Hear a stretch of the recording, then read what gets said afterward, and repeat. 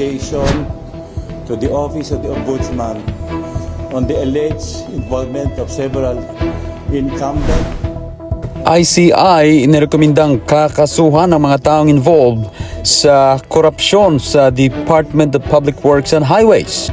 Mapapansin naman sa kanilang recommendation na hindi kasali si Speaker Romualdez kahit paman itinuturo ito ng mga witnesses. The filing of criminal and administrative charges against the following persons.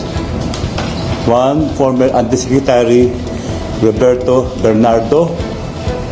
Number 2, Senator Joel Jose Villanueva.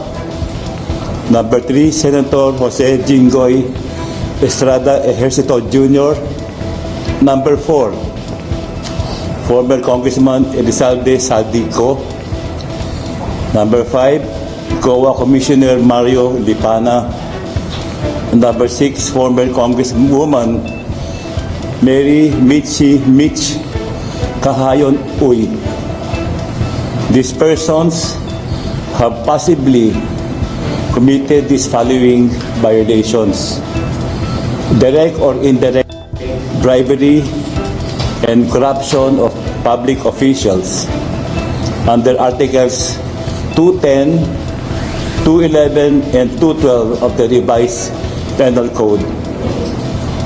Corruption of public officers under Section 3B and 3E of Republic Act 3019.